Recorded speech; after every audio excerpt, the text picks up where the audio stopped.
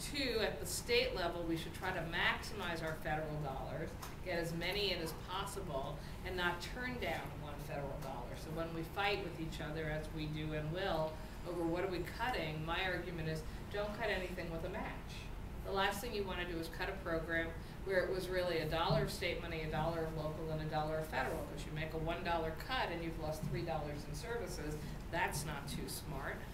And three, we want to share the pain. So at the same time as I know we're going to cut programs, I want us to have fair and equitable tax policy. And when the professor referenced that New York City and New York State for years now has sort of had an economic model that's like a third world nation of the very rich and the very poor, that is driven in New York City by a variety of different patterns, including the fact that we are the gateway of immigrants and always have been, which is what's made this country great.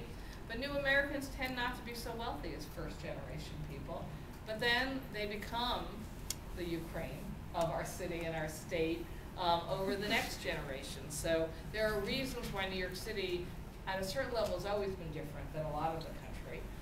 But it is also true that our tax policies have become incredibly regressive, so that the wealthiest New Yorkers are paying a much lower share of their overall wealth to taxes than middle class and poorer New Yorkers, and that's not only inequitable, it also results in our not having any money to spend on public services.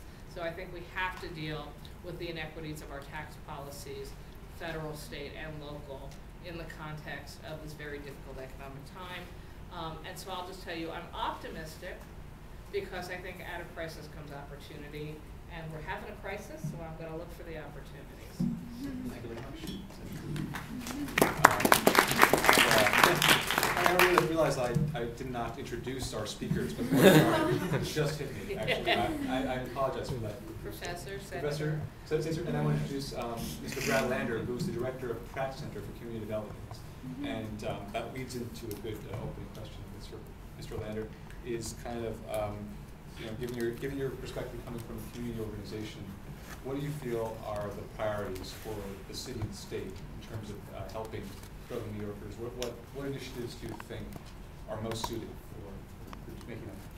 Well, mostly I'm looking forward to reading them in the guide that's come up with it. But I mean, let me start by saying I feel like I've already had two very different careers in community development in New York City. I mean, when community development groups got started, I mean, some of them, the earliest ones in the mid-'60s, but mostly in the mid-'70s and early '80s, what the neighborhoods were facing was abandonment and blight. We had just seen an economic and a real estate downturn, I think, deeper in New York City than what we're going to see now. We can come back and kind of talk about that and sort of what some of the indicators are. And the countries and the world is facing a very serious global economic recession. But I think there are some reasons why New York will not hit as hard at times as it did in the 1970s, when it was really going through a total transformation of its economy from a kind of blue-collar manufacturing economy to this service economy. No one knew quite what that was going to look like. And so whole neighborhoods were essentially abandoned. And so community development was born to deal with that reality. The market had essentially just abandoned people's neighborhoods.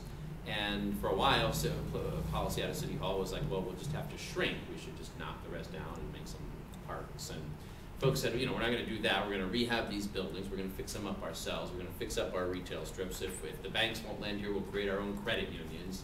A whole set of neighborhood-based strategies that, in combination with some broader economic transformations, helped bring the city back from very, very dark times. And in many ways, that was sort of the heroic era of community development, really rescuing neighborhoods, rescuing abandoned buildings, turning what looked like bombed out, retail strips and neighborhoods around. And then the last 10 years there's still been some of that. I mean, but by and large, it's been pretty different. It's been neighborhoods struggling to figure out how to deal with very unequal growth. So jobs that don't pay enough to, pay the bills for housing, development that's both out of scale and out of reach for most people in the neighborhoods. And it's really been trying to do some building of affordable housing in the neighborhoods, but a lot of wrestling with and negotiating with developers, changing tax and zoning policy to make development and growth work better for the majority of New Yorkers who haven't been able to sort of afford to keep up with the pace.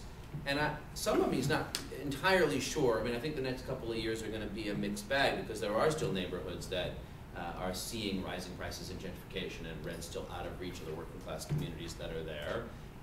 But you also already have a lot of the signs in neighborhoods from Bushwick to the South Bronx where there was sort of development overreaching, and so you have half-built buildings or lots that were cleared, or condos in my neighborhood on 4th Avenue and Park Slope where you've got all these condo buildings and still new ones rising, even though they can't sell the old ones. So we're definitely going to see some abandonment. You already are seeing that in a new set of places, not in the kind of, the old geography of abandonment was sort of Harlem and northern Manhattan, central Brooklyn and the South Bronx.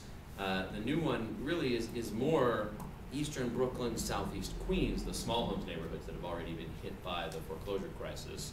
But one thing I think we have to pull out the best lessons from both of those eras. I mean, partly it is a time to return to some neighborhood-based strategies, and we don't really have good community development organizations in some of the parts of southeast Queens where we're seeing the abandonment. And so it's time for folks to get out there and do kind of classic community organizing and sweat equity and kind of take matters a little bit into their own hands. But I think we also have to learn about, from sort of the broader, how to shape development that we've learned over the last few years. So just a couple of ideas I guess I'll throw out. I mean, there's been a lot of talk, I think there's a couple ideas in last year's book on kind of what the new green economy looks like. One very specific thing in New York City is we just have a ton of old buildings. They're very energy inefficient, and we got to find some rapid ways of getting to scale on bringing them into energy efficiency.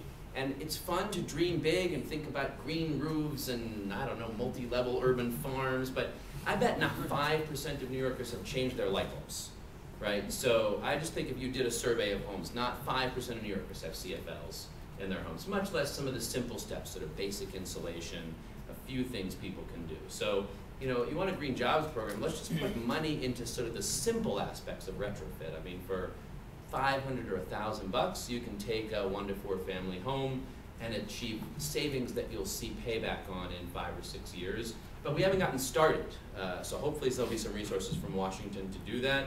That does take money, but it is money that you can predict the payback on. You have to restrain your super excited impulses because some of the things that seem the most fun don't have great payback. And green roofs are fantastic, but just for a variety of reasons, because you don't pay for the water you put out of your, you can't earn it back.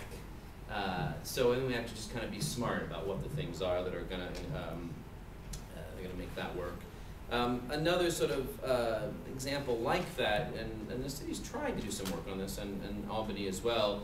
There's been some attention to food policy. I know you have the Center for Social Inclusion here, but most of the city simply doesn't have enough decent food retail. There aren't enough grocery stores and other kinds of good food stores. So maybe the New York City Economic Development Corporation, which is mostly organized to use subsidy to build like multi-million square foot condos and real estate developments, could take some of their smarts and a few of their dollars in tax incentives and zoning policies and say, you know what, let's get 25 new grocery stores opened in working class neighborhoods throughout the city. Again, that's not as exciting as some of these big 5,000 unit developments, but the demand is there already, right? Which it's not clear it is for some of these new condos. So I think it's going to be some balance because both of those are going to take big system, they'll take efforts worthy of, kind of the New York City Economic Development Corporation or a out of Washington stimulus package, but they also really have to be applied on the ground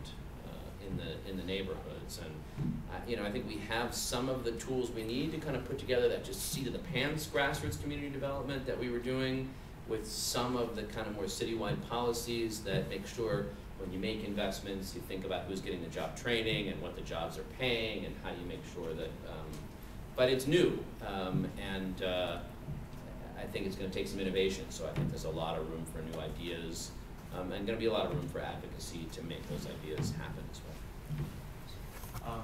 Professor Cohen, just to welcome back to the conversation.